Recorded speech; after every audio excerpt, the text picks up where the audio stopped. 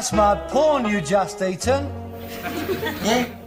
Oh, well, I'd moved it anyway. Now what do you think you're doing? I'm moving my queen. That ain't your queen, that's my bishop. The salt cellar's my queen. No, it ain't. The pepper pot's your queen. Have you done all your pieces? I'm going to play properly. Have you been moving anything else of mine? Oh, I don't know now. That egg cup yours? Yeah. Oh, I've moved it twice. That's my king's rook, that is. Oh, that's it, isn't it? I mean, that's cocked up my Sicilian defence. I'd waste the time carrying on. I mean, I was trying out Novochensky's opening gambit from the World Championships. No wonder it won't coming off. Oh, look, we've got to get a proper set if we're going to play properly. All right, set him up again. We'll give it another go.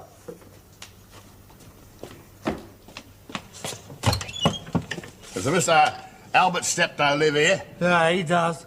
So the old fella's still alive, eh? Yeah, he's alive, just. Well, it's no good of just standing out here like a couple of raw prawns, eh? Come in, please. He's through there, in the lounge. Well, well, well! Who are you?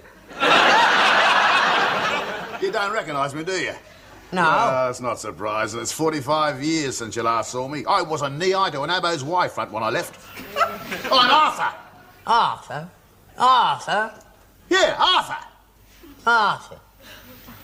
Arthur? Yeah. Arthur? It can't be. Not Arthur. Arthur, yeah, Arthur! Harold, it's Arthur. Is it? I can't believe it after all these years. Little Arthur. Old fella, now don't get yourself upset. Let's have a Captain Cook at you. Yeah, I'd never forget you. A bit small, a bit older, but I'd never forget you. Arthur. Excuse me. Oh, Harold, this is your brother. I've got no brother. Yes, you have, son. Arthur. Arthur? Yeah, Arthur. He's your elder brother. I don't be daft. I'm an only child. I've always been an only child. Arthur's your stepbrother. Mr. What do you mean, stepbrother? Well, I met Arthur's mother before I met your mother. I see. And? Well, we was engaged for 6 years. And then one night I couldn't control myself anymore. And after that, she went off me. I'm not bloody well surprised. And then Arthur come along. But she wouldn't marry me. She got in the cricket club. She said athletics and marriage didn't mix. And then she got picked for the women's cricket team to Australia. Leg spinner she was. And I never saw her again. And then I met your mother, and that was that. A very nice story. That's very savoury. How many more little bastards you got spread round the world? Don't you talk to me like that. Well, you certainly used to put it around, didn't you? You never told me that you had another son. Well, it was so long ago. I haven't seen him since he was 2 years old. I never even knew if he was still alive. Well, I am alive and kicking. So you're my kid brother, eh? Such would appear. Well, I reckon this calls for a celebration. Does it? Yeah. Let's open up a few tubes of Foster's. I brought some with me. They said it was harder to find over here than an Arab at a bar mitzvah. I reckon your beer is flatter than a witch's tit. There you go. Have a real drink. To the Steptoe family. Long may it be reunited. To me 2 sons. Come on, Harold, drink up. Cheers. Oh, cripes, I needed that. My mouth was as dry as a kangaroo's jockstrap. There's so much I want to ask you, Arthur. But, first things first, where are you staying? Well, as a matter of fact, Pop, I haven't made up my mind yet. I've just fallen out of the flaming aeroplane. But I understand there's millions of doss houses up around the Earl's Court, so I suppose I'll make my way up there. No, you don't want to do that. Why not? You can stay here with us. We ain't got no room. Of course we have. We make room. You don't want your brother staying with strangers. He's only arrived all the way from Australia. You can have Harold's room. Hey, wait a minute. Harold can put up a bed down here for the time being. Down here? That's very decent of you, Harold. I'm obliged to you. Yeah, but Well, that's settled in. Ah, very nice. Oh, I must say, it's great to be back in the old country again. I can't tell you, Dad, what it means to me to meet you again. And young Harold, a fine boy. Yeah, a man needs roots. Roots? You're not stopping it. I mean long. I mean, it is a holiday. Well, as a matter of fact, I'm thinking of settling down here for good. I've been about a bit, you know. I've done a bit just about everything. Cattle driving, sheep shearing, walkabout, gold mining, pearl fishing. Oh, how marvellous. Yeah, it's much better than it is over here. You'll be bored to tears here. All we got here is the bingo and the telly. Yeah, it's rotten when the rainy season starts and all. Rain, love it, love it. When you spend as long as I have in the outback, you've no idea how beautiful a drop of rain is. No, I'm getting a bit too long in the tooth for gallivanting. I think it's time for me to settle right down. And where better than in good old Pommy land with your old dad and your kid brother. Excuse me. How long are you going to keep my taxi waiting out here? Damn the flaming crows, I forgot all about you. £5.10, please. £5.10? £5.10, and I turned the clock off when you got out of the cab. Yeah, maybe you did, but I think you turned the bastard on when I left Melbourne. It's still £5.10. What, to drive me from London Airport? I'm not a flaming darky, you know. It's still £5.10. £5.10.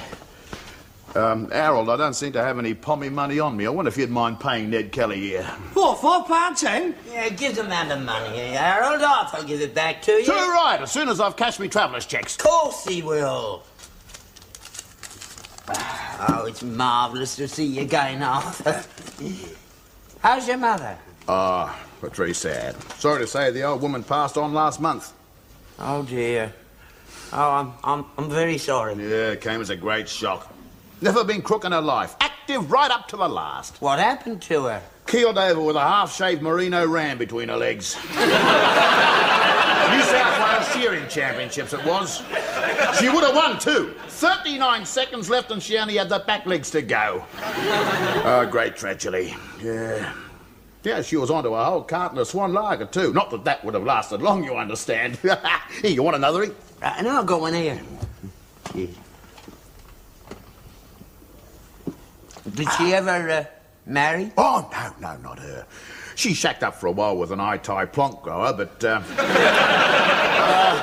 he used to beat the bejesus out of her. And one night he come home, real Adrian Christie was. And she bashed him over the head with a bottle of his Vino Redo. She loaded up the Ford and we didn't stop for 300 miles.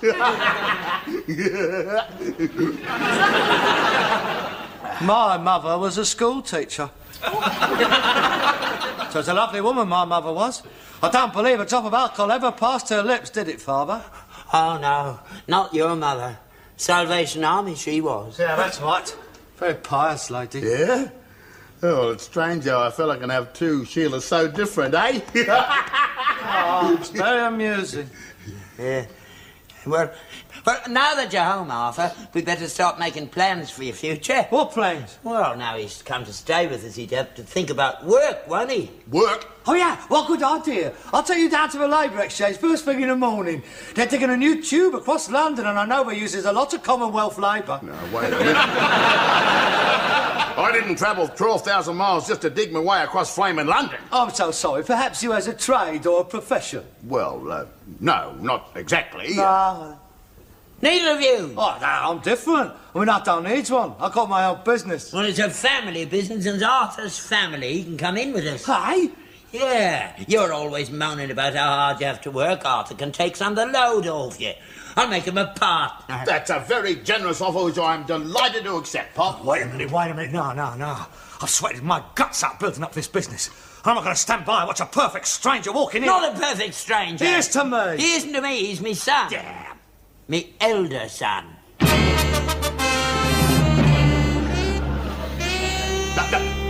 Leave him be, Bob. Leave him be. He'll get over it. That's come as a bit of a shock to the young fella, me turning up like that out of the blue. He's bound to be a bit jealous. I can't understand it after all I've done for him. Well, he'll get over it. Just give him time. In the meantime, I think I'll go upstairs and clean up a bit. But first, I'll pop outside and point Percy at the porcelain. And then, I'll tell you what I'll do. I'm going to take you and young Harold up to town and buy you some slap-up tucker in a bonza frog calf.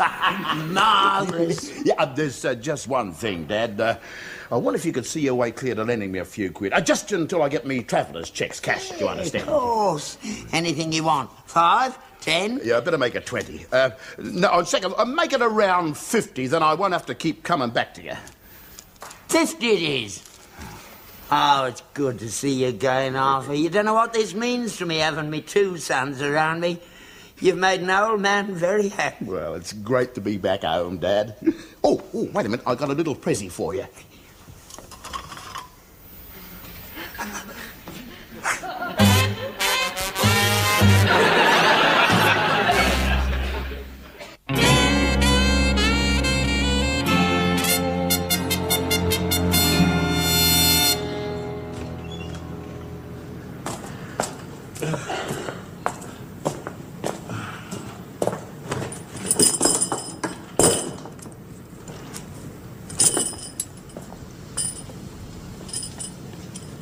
So it's official then, is it? He's rowed himself in.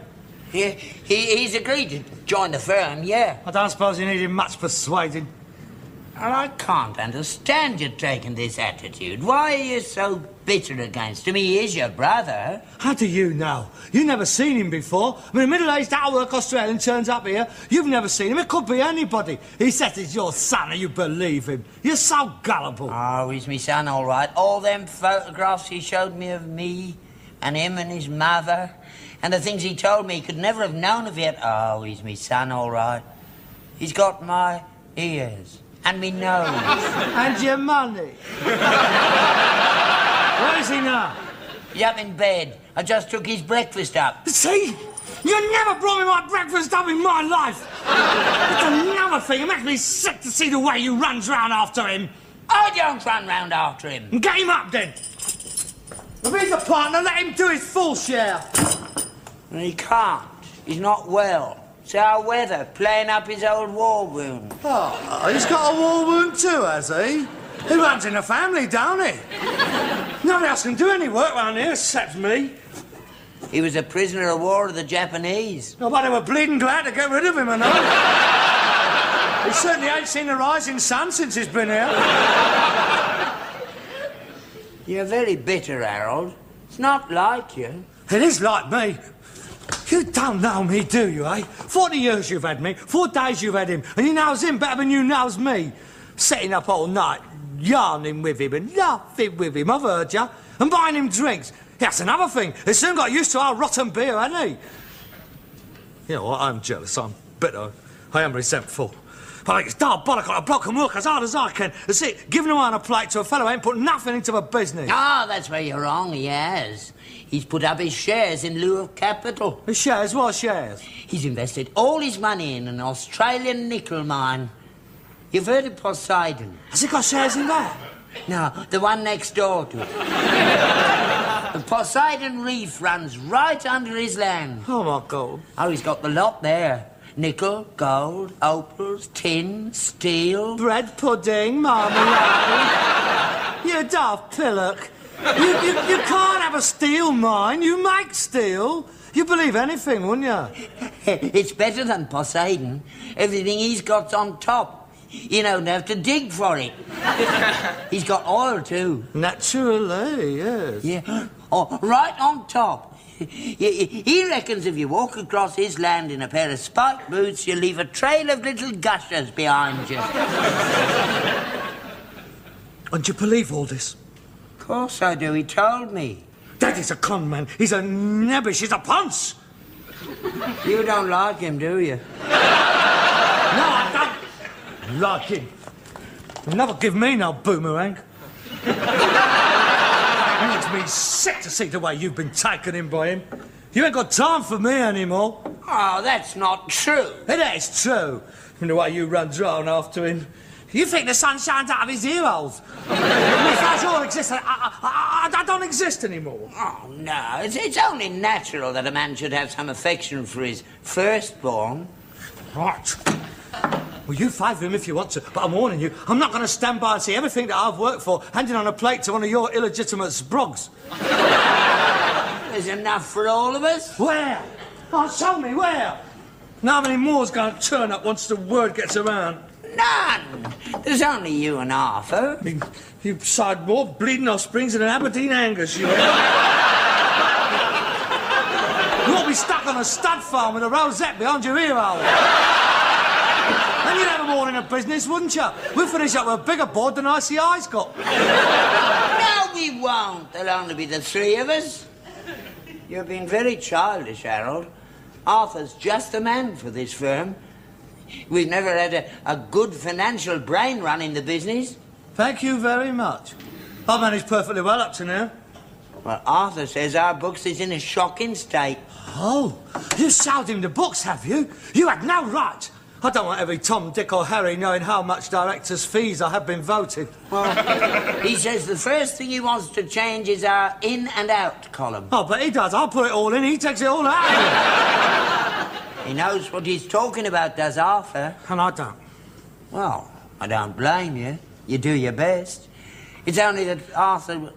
Well, he's got a better education than you have. Everybody's got a better education than I have. I spent more time on the horse and cart than I ever did in school. Well, you didn't like school. You was always up in the wag. Well, that's no reason for not sending me. You should have made me go. I couldn't. You were too big. You were heavier than me when you was 11. I tried to make you to go to school, but you kept threatening to wallop me. What? When I was 11? Yeah, I was frightened of you. Couldn't control you. I tried to send you to Borstal, but they wouldn't have you. Again, thank you very much. What an idyllic childhood I did have. Well, it's true. It ain't true. I never stood a chance, mate. I mean, a number of times you said to me, I don't go to school today, it's a lovely day. Why don't you come out and around, get a bit of fresh air? No wonder I couldn't keep up. Well, you didn't used to mind. Of course I didn't mind. I was so far behind at school, it was humiliating. I was kept back in the same class for 3 years running. I was the only bloke in the juniors in long trousers. In fact, I got into the army, I never would have been able to learn to read and write. You crippled my mind, you did. And now you blame it all on me. And I could have been a doctor. Or a band leader or something. I always liked music. That's another thing you never helped me with. I mean, my teacher said that I was musically inclined and you ought to encourage me. But you wouldn't buy me a piano, would you, now? You taught me how to whistle instead. I brought you that piano off the round. It had 32 notes missing. I wouldn't even play chopsticks on it. Every time I did play, the lid used to fall right across my fingers. Aversion therapy, they call that today. No, mate, I never stood a chance. Well, it's no use blaming me for your own shortcomings. I'm Arthur's father, too, and he's doing all right. Oh, because he got away from you. Oh, I wish it'd been the other way around. I wish I'd have been the illegitimate one. I wish I'd have been taken away. If I'd amounted to something then, I could tell you. Would have turned out a bloody sight better than he is.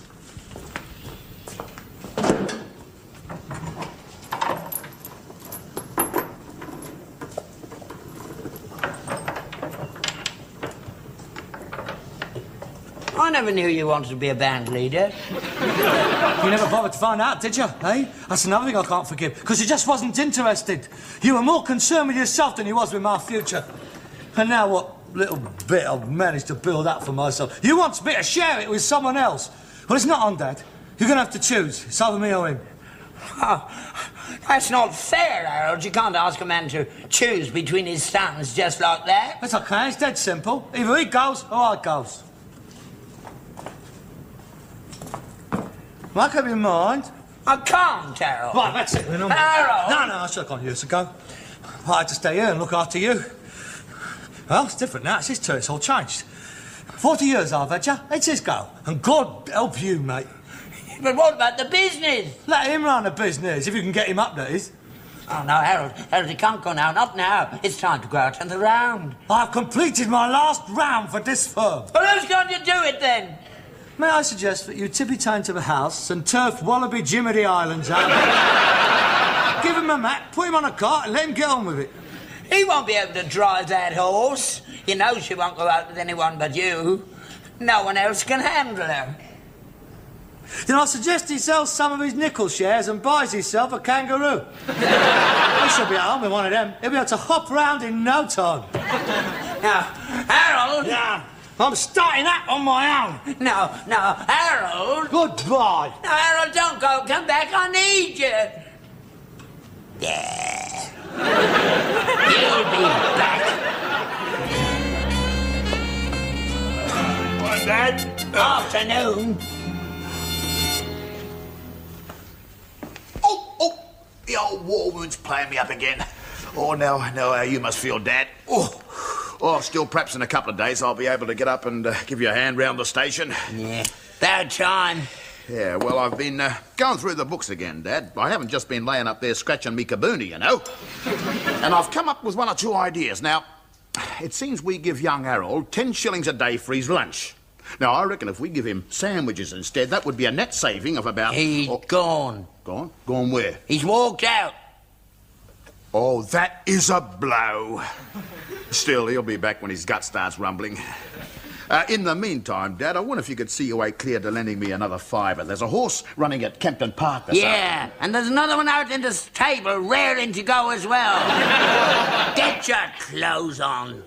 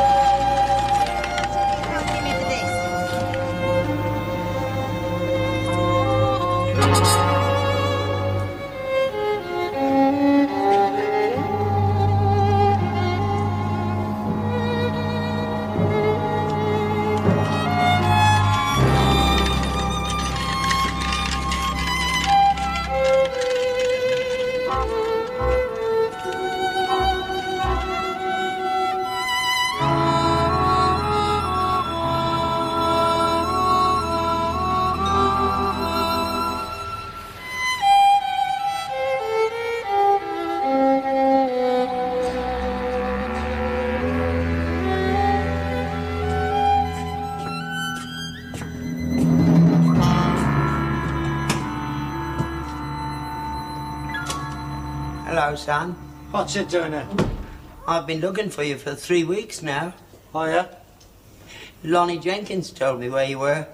The landlady let me in. I'll put a shilling in.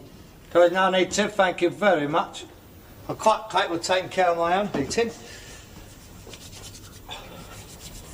Well, what brings you in this neck of the woods, then?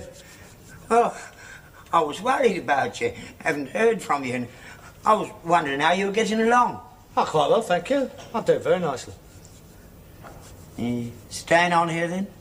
Oh, good heavens, no. This is only temporary accommodation. They'll find something more suitable. Now, I've seen a very nice little mews cottage what I'm thinking of renting.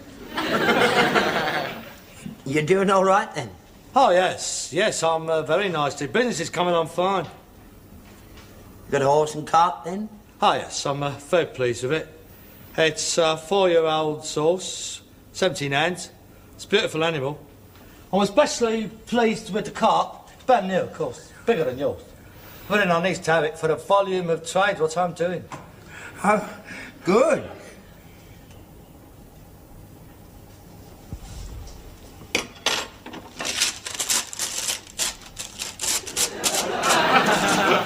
Aren't you going to put jam on it? You always like jam on it. I ain't got no jam. So I'm on a diet, so I could give nut jam. Yeah, I mean, we eat too much, we businessmen. We're digging our graves with our own teeth, as my specialist puts it. Harold. Yeah? Come home, Harold, please.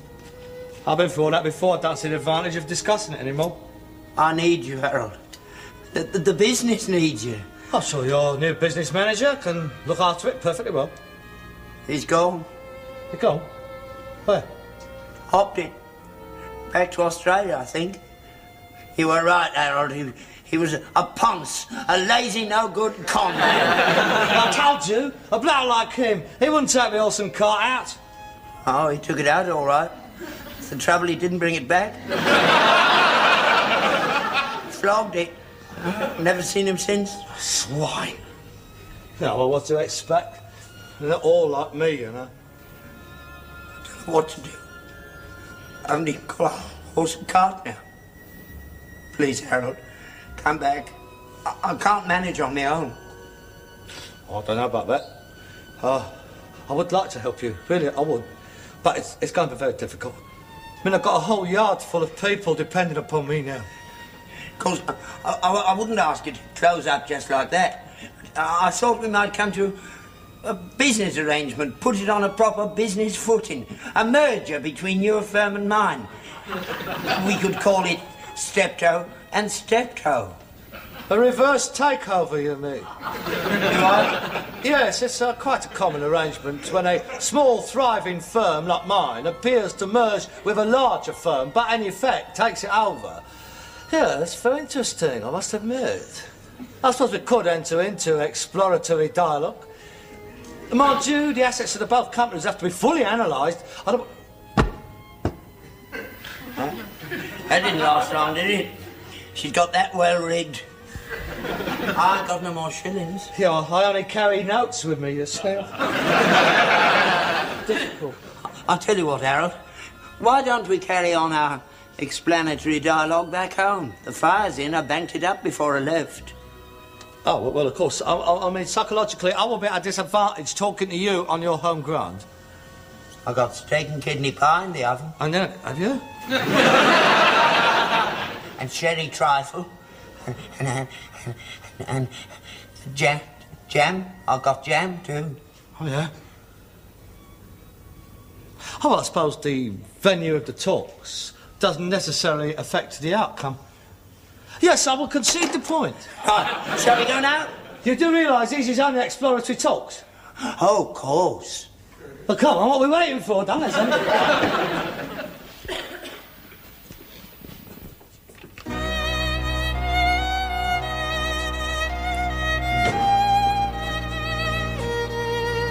Here, you know my counter's going to have to go right through your books. Right.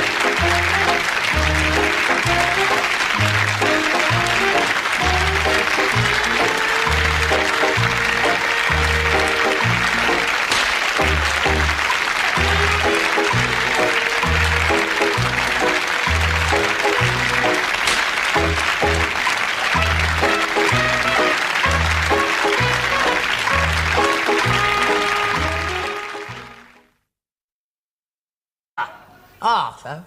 Arthur? Yeah, Arthur. Arthur? Arthur? Yeah. Arthur?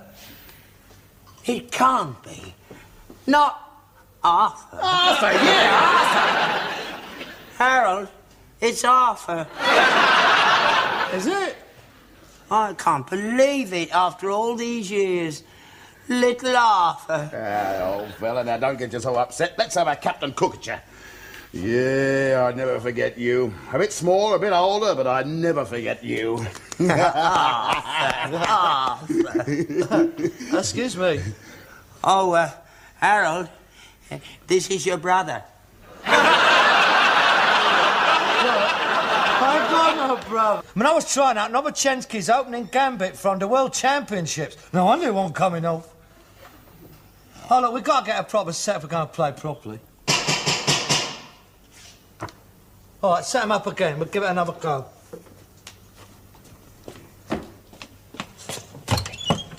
Does Mr. Albert Steptoe live here? Yeah, he does.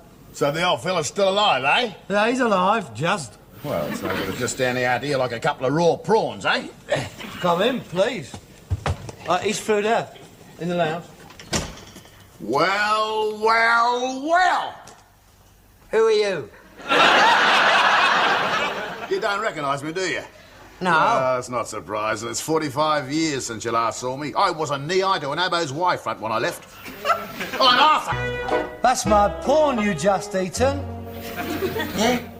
Oh, well, I'd moved it anyway. Now what do you think you're doing? I'm moving my queen. That ain't your queen, that's my bishop. The salt cellar's my queen. No, it ain't. The pepper pot's your queen. Have you done all your pieces? I'm going to play properly. Have you been moving anything else of mine? Oh, I don't know now. That egg cup yours? Yeah. Oh, I've moved it. Twice. That's my king's rook, that is. Oh, that's it, isn't it? I mean, that's cocked up my Sicilian defence.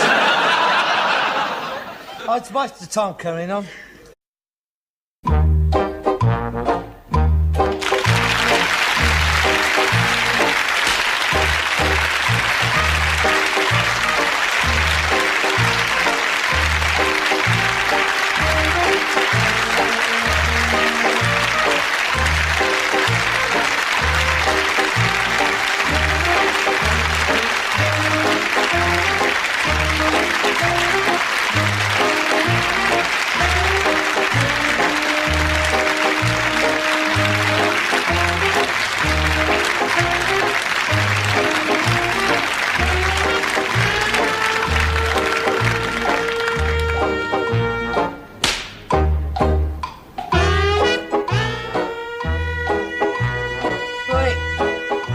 Yes, you have, son. Arthur. Arthur? Yeah, Arthur. He's your elder brother. I don't be daft. I'm an only child. I've always been an only child. Arthur's your stepbrother. Mr. What do you mean, stepbrother? Well, I met Arthur's mother before I met your mother. I see. And? Well, we was engaged for 6 years.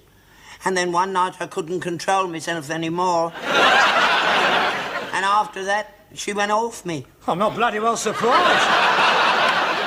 And then Arthur come along. But she wouldn't marry me. She got in the cricket club. She said athletics and marriage didn't mix.